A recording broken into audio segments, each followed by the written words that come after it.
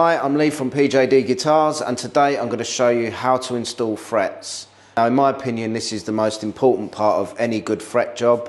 So this is something that you can do at home with relatively few tools, no fancy equipment involved here.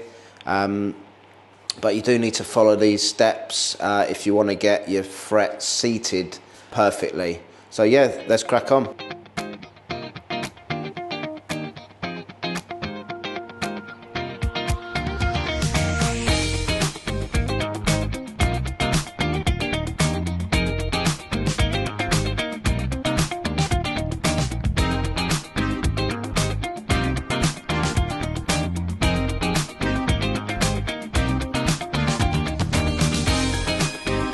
So as you can see, this is the neck I'm going to be fretting today. It's a flame roasted maple with an Indian rosewood fingerboard. So all of our frets are ghost frets. So basically what that means is the fret slot stops before the end of the fingerboard, as you can see here. And why we do that is basically it doesn't completely eliminate, but it certainly reduces the potential for fret sprout, and it also looks cool as well and really neat, and you can't see the ends of the tangs on the end of the fingerboard. Now, if you wanted to do a fret slot like this, you would need a CNC machine, but if you have fret slots all the way through, then it's actually a little bit easier to fret, and that's the old-fashioned way. So there wouldn't be any issue with doing it like that. So one of the first things we need to determine is what radius the fingerboard is. Now, all of our fingerboards are 10-inch, just as standard. We do compound radius boards, but most of them are in fact standard 10-inch radius. So here you can see just a simple radius gauge. You can get these, you know, from any good kind of luthier supplier, StewMac. And as you can see, the bottom of it is curved to the required radius. So the reason why we need to check that is in order to make sure the fret wire has the exact same curvature as the fingerboard. So today we're not going to be hammering the frets in, we're going to be pressing them in. You can hammer frets in, I don't like to. I prefer to press them in. If you've got a fret slot that's the exact correct size for your fret tang, then it should go in absolutely perfectly. So what I like to do is hold the neck up to a light source and use the gauge. That should give you a really clear view of if you've got any gaps. So that is something you're going to have to address. If you've got an inconsistent curvature on the fingerboard, it's going to be a little bit of a nightmare when pressing or hammering your frets in. So that is something to correct first. So what we've got here is a perfectly radiused fingerboard. So it is done on the CNC, but then we fine tune it by hand. So what you're going to need next, might sound pretty obvious, but is some fret wire. Now this is Jescar 55090, nickel silver. It's what we use on all of our guitars unless otherwise requested.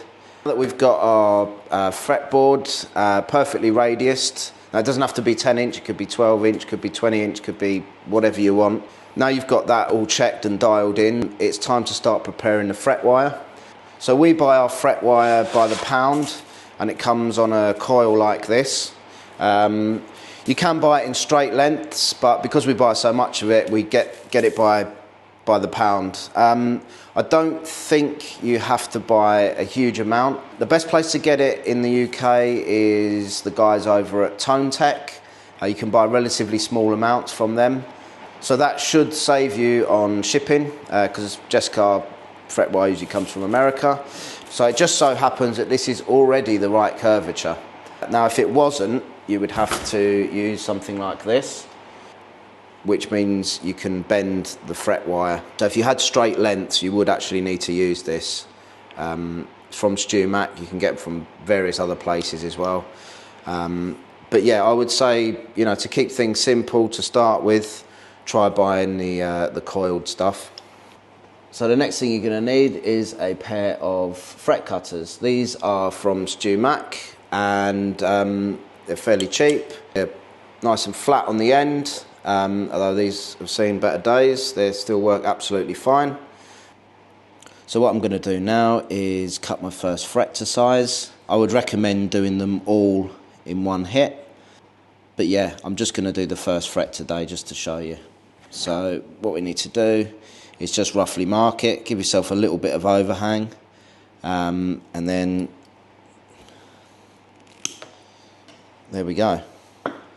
That's your first fret ready to go. So now what we're going to do is we're going to nip the tang off, because as I mentioned, we've got blind fret ends or ghost fret ends, so we'll have to nip the tang off on this. So I'll take you through that method, and yeah, then we'll get into pushing the frets actually into the board. So excuse my absolutely terrible drawing, but this is the side of the fret.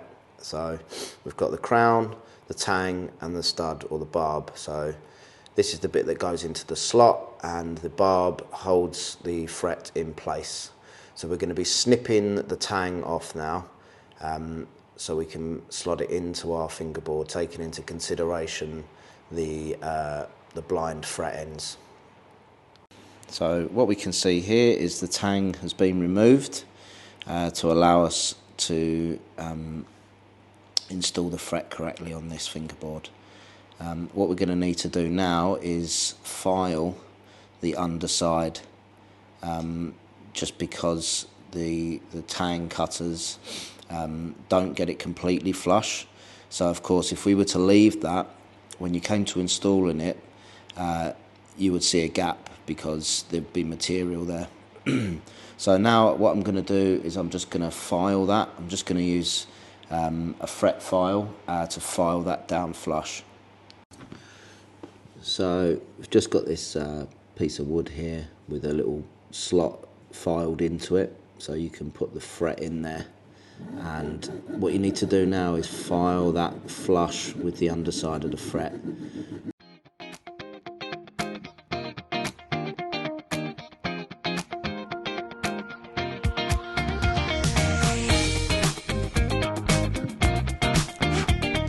Okay, that's all done. So now what we need to do is press the actual fret in. I like to use super glue, not to hold the fret in, because if you've got the right sized slot for your tang, then it should hold without the need of super glue. But it's just a little insurance policy, and it also fills any gaps that there might be underneath the tang, which inevitably there will be. So I like to flood the slot with glue. Now don't worry about the mess, you just need a piece of paper towel.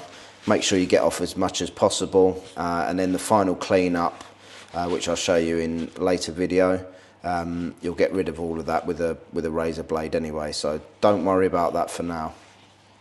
So these are great, these whip tips. I think we get these from StewMac, but I'm pretty sure you can get them from Amazon or anywhere like that.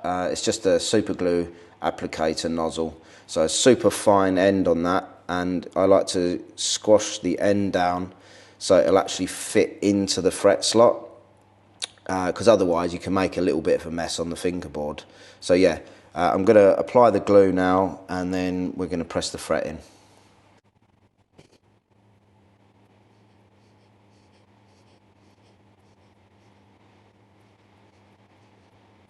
Basically what I'm going to do is offer the fret up to the slot,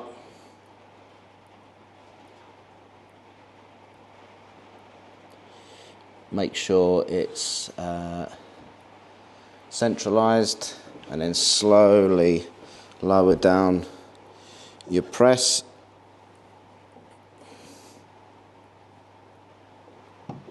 Onto the top of the fret. Make sure everything's square, and then press. I like to hold it for 20 seconds. Just gets the time for the glue to slightly go off, and then yeah, once you've done that and you're happy, you can see on here that there's no gaps. Pretty pleased with that. And then quickly, a piece of paper towel, just give it a little clean up either side, and that's your first fret. And there we can see nicely seated fret. I apologise for my bad camera work, but now what we need to do is snip the ends of the fret off.